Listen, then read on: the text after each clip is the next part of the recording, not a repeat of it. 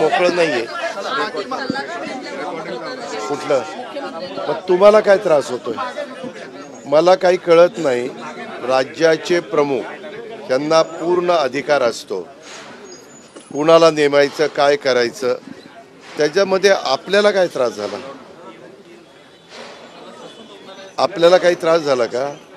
जर आमच्या राज्यामध्ये आर्थिक शिस्त लावण्याच्या करता मी प्रयत्न करतोय, देवेंद्र फडणवीस साहेब प्रयत्न करतायत, एकनाथराव शिंदे साहेब प्रयत्न करतायत, त्यावेळेस काही अनुभवी लोकांना घेऊन त्यांच्या जर वर्ल्ड बँकेशी ओळखी असल्या, त्याच्यातनं आपल्याला जास्तीचा फंड्स मिळत असला तर आपल्याला काय अडचण वाटते? राज्याचं त्याच्यातनं भलंच होणार आहे. आपल्याला काय होतं, काहीतरी त्याच्यातनं वेगळा अर्थ काढला जातो. माझं स्वतःचं वैयक्तिक मत आहे की मुख्यमंत्र्यांनी योग्य निर्णय घेतला. कशाचा? हे ऐका, हे इतके फालतूगिरी चाललेली आहे. ह्या संदर्भामध्ये कारण नसताना त्याच्याबद्दल मी आणि एकनाथरावांनी आज ठरवलं, मी एकनाथराव आणि मुख्यमंत्र्यांनी, की इथून पुढं किती घाई गडबड असली तर 2-2 मिनटं का होईना मी आणि एकनाथरावांनी बोलायचं ठरवलेलं आहे. त्याच्यामुळे तुम्हाला आता परत असा मुद्दा मिळणार नाही.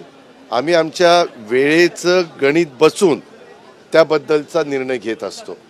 आणि त्यामध्ये परवा राज्यपाल बोलले, आपले मुख्यमंत्री महोदय बोलले आणि तो कार्यक्रम संपला.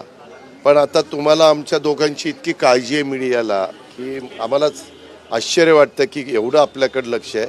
म्हणून मुख्यमंत्र्यांनी आणि आम्ही दोन्ही उपमुख्यमंत्र्यांनी ठरवलेलं आहे की इथून पुढं कुठलाही कार्यक्रम असला तरी वेळ कमी असला तरी थोडंसं तिथं बोलायचं, म्हणजे मग तुमचं समाधान होईल. लाडक्या बहिणीच्या वरतून विरोधक आरोप करतात की ही योजना हळूहळू बंद करण्याचा घाट जो आहे तो सत्ताधारी घालतात. फक्त निवडणुकींच्या पुरता ही योजना जी आहे ती समोर. मी यंदाच्या वर्षी माझ्या माहितीप्रमाणे जेवढे अर्थसंकल्पामध्ये तरतूद करायला पाहिजे होती तेवढी तरतूद केलेली आहे. ज्यावेळेस असं काही घडेल त्यावेळेस तो प्रश्न विचारा. आता घडलंय का? नाही घडलं. आम्ही ती योजना चालू ठेवणार आहे हे आम्ही सर्वांना सांगतोय आणि ती चालू ठेवलेली.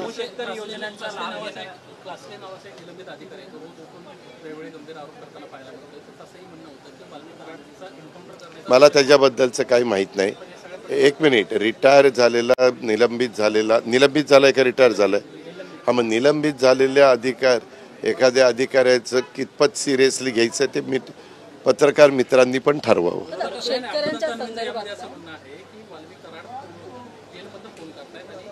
मी असं कोण म्हणतं? मग अंबादास दानवेंनी त्याच्या पद्धतीचं गृहमंत्री आपले स्वतः मुख्यमंत्री आहेत, काही कागदपत्र असतील तर ती द्यावी, त्याची चौकशी करू आणि कोण दोषी असेल त्याच्यावर कारवाई करू. पण नमो शेतकरी योजना जे लाभार्थी आहेत महिलांना फक्त 500 रुपये दिले जाणार, त्याच्यावरतून विरोधक मात्र आक्रमक झालेत. म्हणतात की जिथे 500 रुपये देणे जाणार म्हणजे त्यांना नमो शेतकरी योजनेच्या अंतर्गत त्यांना 1000 रुपये मिळतात आणि आता लाडकी बहीण योजनेकडून त्यांना फक्त 500 रुपये दिले जाणार. अशी संख्या जी आहे ती 8 लाखाच्या घरात आहे. हा, आमचं म्हणणं आहे की त्यामध्ये कुठल्या तरी एका योजनेचा लाभ घ्यावा. मग त्यांनी इकडची योजना जी आहे राज्य सरकारची ती 500ची, केंद्राची ती त्यांना मिळेलच. केंद्राच्या योजनेचा आणि राज्य सरकारचा अर्थार्थी काही संबंध नाही, कारण मोदी साहेबांनी ती देशातल्या शेतकऱ्यांना दिलेली योजना आहे. जर असं काही असेल तर ही 500 रुपयाची योजना ती न घेता 1,500 रुपयाचा फायदा म्हणजे लाभ घ्यावा. कुठला लाभ निवडायचा ते ऐच्छिक आपण आमच्या लाडक्या बहिणींवर सोपवलेलं आहे. हा, आपणच दाखवताय ना, 2 अहवाल आले, 3रा अहवाल आलाय, असं मी टीव्हीच्या वेगवेगळ्या चॅनलला बघतोय. त्याच्याबद्दल नाही, मी काही माहिती घेतलेली नाही आहे, कारण मुख्यमंत्री स्तरावर ते काम चाललेलं आहे. आणि मी एवढंच मागे सांगितलेलं आहे, आम्ही सगळ्यांनीच सांगितलेलं आहे, जे कोणी दोषी त्याच्यामध्ये असतील. आज मला असंही कळलेलं होतं की मंगेशकर परिवार पण प्रेस कॉन्फरन्स घेणार आहे, पण आज मंगळवार असतो, इतकी माझ्याकडे गर्दी होती, सगळ्यांकडेच असते.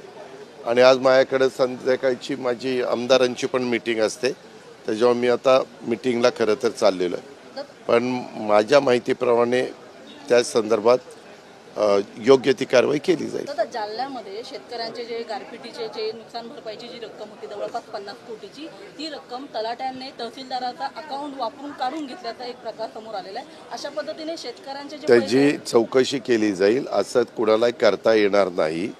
तसं काही झालं असेल तर मी ॲग्रिकल्चर मिनिस्टर पण मला आत्ता त्या ठिकाणी भेटतील, मदत पुनर्वसन मिनिस्टर पण भेटतील, कारण ती दोन्ही खाती राष्ट्रवादीकडे आहे.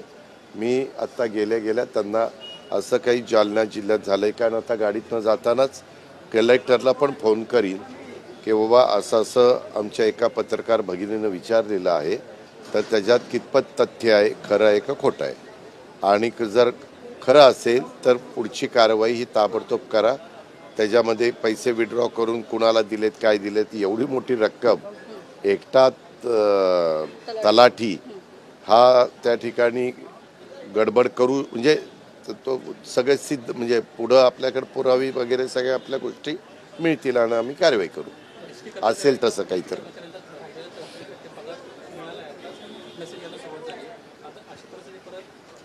परत येणार नाही अशी काळजी आम्ही घेतोय. माझं एकनाथरावांचं, प्रताप सरनाईकांचं, मुख्यमंत्र्यांचं, आमचं सगळ्यांचं बोलणं झालं. मी फायनान्सलाही सांगितलेलं आहे की आरडाओरडा करून नंतर देण्यापेक्षा ज्या त्या वेळेसच दिलं तर कारण नसताना सरकारची बदनामी होणार नाही असं मी सांगितलं. तुम्ही आणि शरद पवार सातत्यानं एकाच मंचावरती सातत्याने येतात. तुला काय त्रास होतो? आम्ही कुठं एकत्र यावं, काय करावं तो आमचा अधिकार आहे ना. जर आम्ही वसंतदादा इन्स्टिट्यूटमध्ये ते स्वतः अध्यक्ष आहेत, मी त्या बोर्डावर आहे.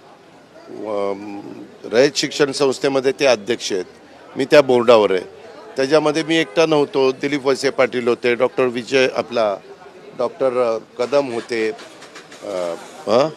विश्वजित कदम, त्याच्यामध्ये अनिल पाटील होते, अनेक जण तिथं होते.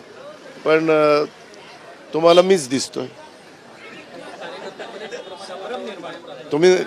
तुम्ही काळजी करू नका, तुम्ही काही काळजी करू नका. कार्यकर्ते आमचे हुशार आहेत. आपण आपल्या मनात संभ्रम निर्माण होऊन देऊ नका.